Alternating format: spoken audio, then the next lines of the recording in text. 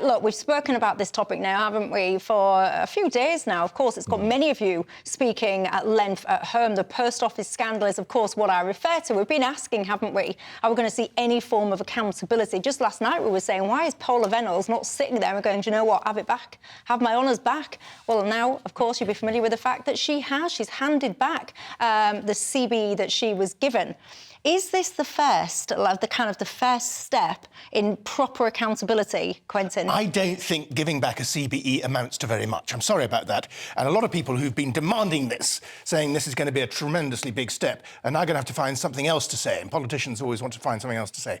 But to me, the whole honours system is so balmy and quite often corrupt that I attach little significance to that. To me, the much bigger thing here is the whole corporate world, the whole establishment world's inertia when it comes to what we might call the little people, you and me. If we got complaints, we try and ring up and you get hit that telephone tree, officialdom, the corporate world just doesn't want to know. And that's what really needs to change. Just a small thing like giving back a CBE, to me, that's just wee buns. But you see, that is a big thing for so many people. My inbox has been on... Honestly, my inbox has been on fire. Over 1 million people signed that petition. Because it was tangible. Because there's actually a medal on a bit of ribbon that maybe that does signify something. But I think the much bigger thing there is to change corporate attitudes and to get companies and officialdom, civil servants, ministers to be more responsive and to actually lift up the telephone and say something might be wrong here, can we try and fix it, rather than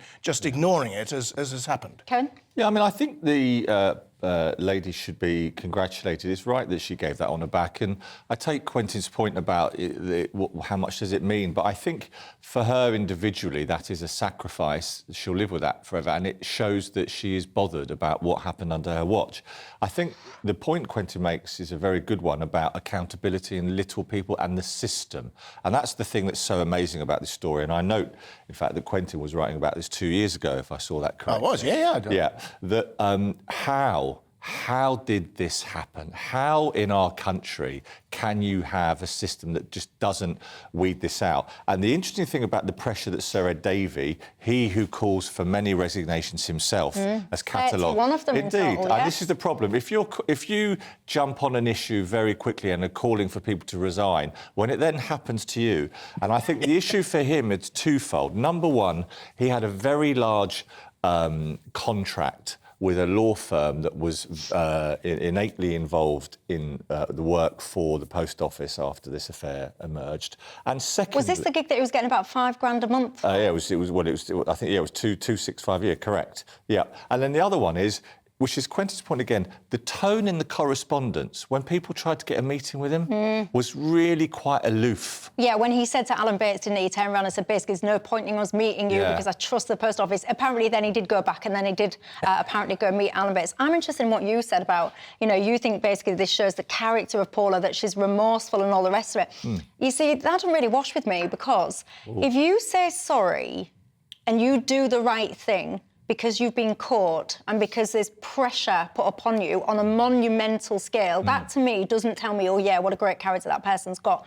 Because she knew that people had gone to prison. She knew that this was an issue and she accepted the CBE in the first place. I would have respected the character if at that point of kind of offer of the CBE, she'd have said then, do you know what, I'm honoured, I'm privileged, I'm touched, but I think it's the wrong thing to do because whilst I did good things, this also happened on my watch. That would have showed character to me. Well, that's yours is a stern interpretation of her motivations and actions, and she could probably have held on and to actually proactively give up this honour, I think will bring some comfort to those affected. But I accept your reading, but, she didn't have to do that at this point. She's got nothing more to lose here. But talking of Paula Venables, in 2015, quite a long time ago, I went to a select committee where she was appearing. She was one of the people being asked. And next to her, she had one of her sidekicks. I think it was the public affairs director.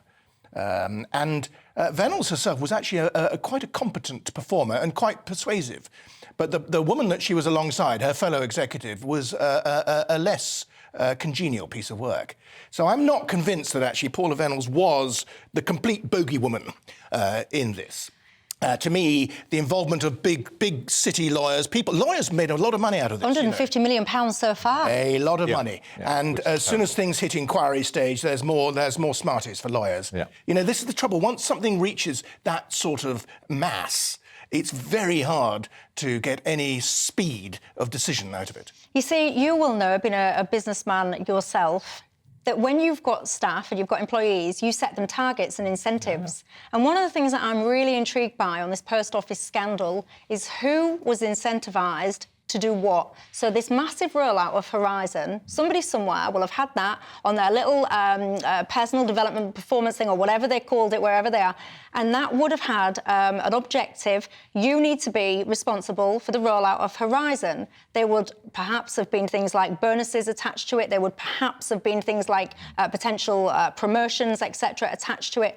Those people, if that's on your kind of tick sheet at the end of the year, you will do everything within your power to demonstrate that you as an individual have delivered a system that works. And that makes me think, did people deliberately cover up the fact that this system had bugs, is putting it mildly, because they wanted to themselves protect their personal development? Right. So I think what you've just said, Michelle, is likely to be repeated in some form when the theatre and the circus, we can combine both of Quentin's jobs, when the select committee into this, I think it starts next week or the week after, Fujitsu are come in front of the committee.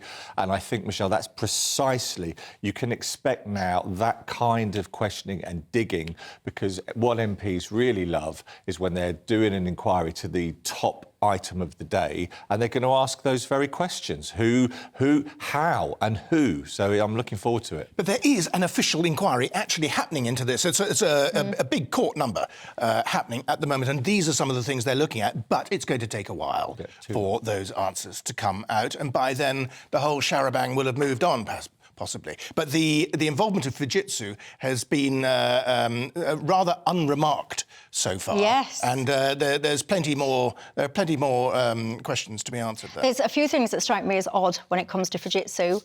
Where are all the software engineers? There'll be so many people that worked in that company that knew that something wasn't right.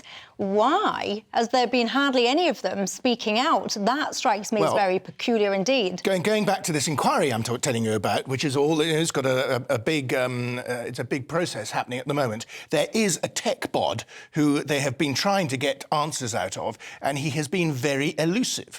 And well, one has to question why.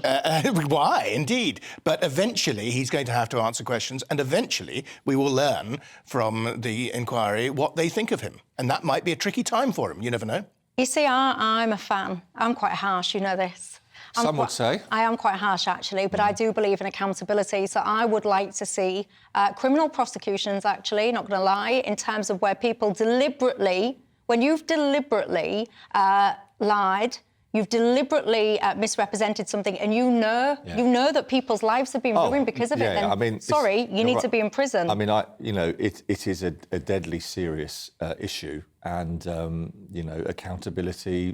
People should be held to account, no doubt about it. I mean, I don't think there's any room for any equivocation on this. What happened to those people was, morally, ethically, legally wrong, and the consequences were immense. So, we're not done yet. Yeah, and Kevin said that actually he thinks that people that have been affected, you might take some comfort from the fact that Paula has handed back her CV. Well, I happen to know that some of you that have been affected, you do watch this programme because you have got in touch with me over the last couple of occasions where we've been doing it. So answer that question. Do you feel like a sense of comfort that she's handed CB in? I suspect that you might not, but do tell me what you think. GBviews@gbnews.com.